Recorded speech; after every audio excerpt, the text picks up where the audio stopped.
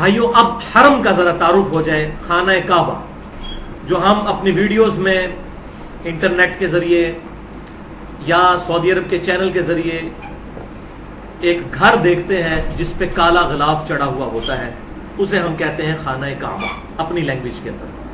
اور وہ پوری مسجد جو ہے مسجد الحرام ہے، یعنی حرمت والی جگہ ہے، وہاں پر حرام کام کرنا بہت بڑا گناہ ہے. اس کا تعارف سن لیتے ہیں. خانہ کعبہ شریف بھائیو بیسیکلی ریکٹینگولر شیپ میں ہے، مستطیل ہے، اور اگر حتیم کو بیچ میں شامل کیا جائے تو پرفیکٹ مستطیل بن جائے.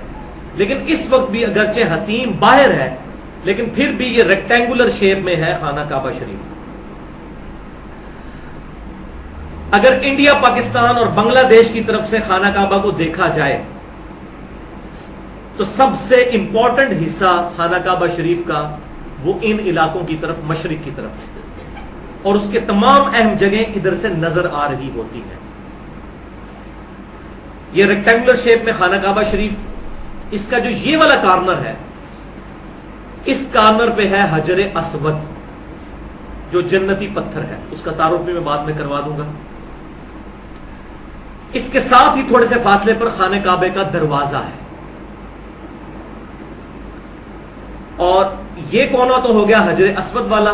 یہ جو دوسرا کونا ہے ریکٹینگل کا، اس کو کہتے ہیں رکن عراقی، یعنی یہ جو کونا ہے عراق کی طرف ہے.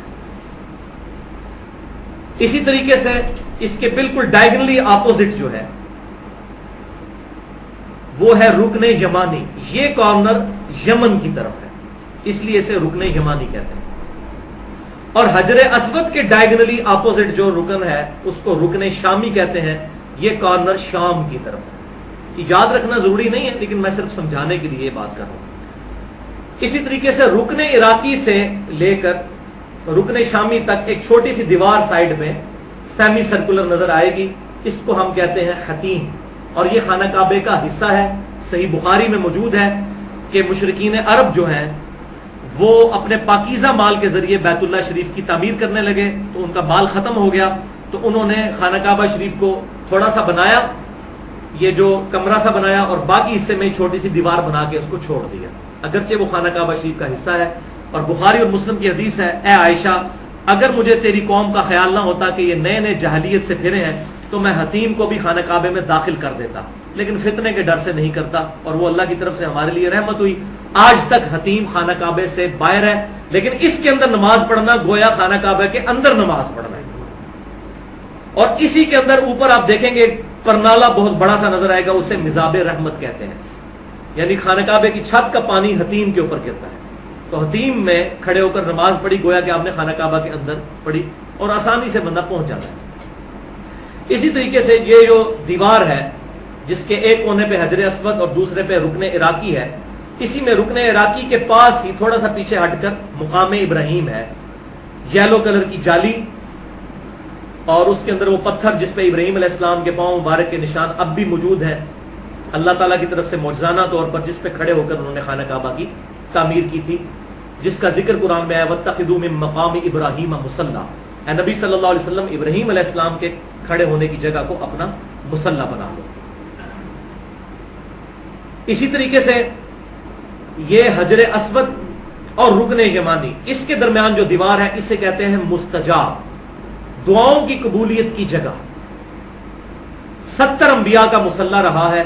اس دیوار کے سامنے اگر نماز پڑھی جائے تو آپ کا رخ بیت المقدس اور خانہ کعبہ دونوں کی طرف ہو جاتا ہے. اسی لیے آپ صلی اللہ علیہ وسلم مدینہ شریف ہجرت سے پہلے یہیں پر کھڑے ہو کر نماز پڑھتے تھے تاکہ دونوں قبلے کی طرف منہ ہو جائے. لیکن پھر بعد میں حکم نازل ہوا کہ آپ بیت المقدس کی بجائے اب خانہ کعبہ شریف کی طرف جب آرڈر ہوا ہے تو وَاتَّخِذُوا مِن مَّقَامِ إِبْرَاهِيمَ مُصَلًّى، وہاں پر کھڑے ہوں تاکہ یہ بات کنفرم ہو جائے کہ اب قیامت تک کے لیے مسلمانوں کا قبلہ خانہ کعبہ شریف ہے. حجر اسود اور اس کے خانہ کعبہ کا جو دروازہ ہے اس کے درمیان کی تھوڑی سی جو جگہ ہے اسے کہتے ہیں ملتزم. تو یہ سارے کے سارا خانہ کعبہ کے اعتبار سے تعارف ہو گیا. اور یہ خانہ کعبہ کی جو بلڈنگ ہے تقریباً 55 فٹ اونچی ہے، بہت اونچی ہے، 55 فٹ. اور اگر آپ باہر سے دیکھیں تو باہر کی جو سڑکیں ہیں وہ اس سے بھی اونچی ہیں، کیونکہ خانہ کعبہ بیسیکلی ایک وادی ہے، اس کی ساری طرف چٹیل پہاڑ ہے پتھروں کے، یہ کوئی میدانی علاقہ نہیں۔ 12 کے قریب ٹنلز تو خانہ کعبہ شریف کے ارد گرد مکے کے اندر کتنی ٹنلز ہیں جس کے اندر وہ راستے بنائے گئے ہیں۔ تو یہ پوری ایک وادی تھی، اسی لیے آپ اگر پرانی تصاویر دیکھیں تو اس میں ملتا ہے کہ جب بھی بارش ہوتی تھی تو یہاں پر پانی کھڑا ہو جاتا تھا۔ اب بہرحال اب چونکہ ایڈوانس دور ہے، وہاں پر موٹرز وغیرہ لگا کے پانی کو ریموو کر لیا جاتا ہے، وہاں پر اب جمع نہیں ہوتے۔ اسی طریقے سے بھائیوں، آپ جب حجر اسود والے کارنر سے تھوڑا سا پیچھے ہٹتے ہیں تو وہاں پر صفا آ جاتا ہے، اور صفا سے تقریباً 0.5 کلومیٹر دوسری طرف مروہ ہے۔ تو یہ اگر پاکستان کی طرف سے دیکھا جائے ایریل ویو تو یہ پی بنتی ہے، پی انگلش کا ورڈ جو ہے پی، جس میں یہ بیت الحرام کی مسجد اور یہ ساتھ 0.5 کلومیٹر صفا اور مروہ۔ اسی طریقے سے مقام ابراہیم سے جب تھوڑا سا پیچھے آئے تو وہاں پر زمزم کے کولر لگے ہوئے ہیں یہاں پر، جو وہاں سے زمزم پینا وہاں پر کھڑے ہو کر سنت ہے۔ پہلے یہاں پر سیڑھیاں بھی تھیں، جب میں گیا تھا 2002 میں، اس وقت تو سیڑھیاں موجود تھیں، نیچے تک کنویں تک جاتے تھے، اب انہوں نے وہ کور کر دی ہے، وہ مطاف کو انہوں نے بڑا کرنے کے لیے۔ تو یہ جو پورا ایریا جس میں ہم طواف کرتے ہیں اس کو ہم کہتے ہیں مطاف، طواف کرنے کی جگہ۔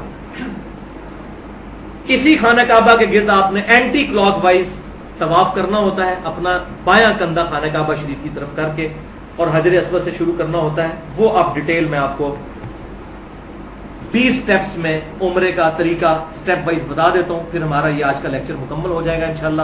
باقی گفتگو ہم انشاءاللہ تیسرا حصہ اگلی دفعہ ڈسکس کریں گے۔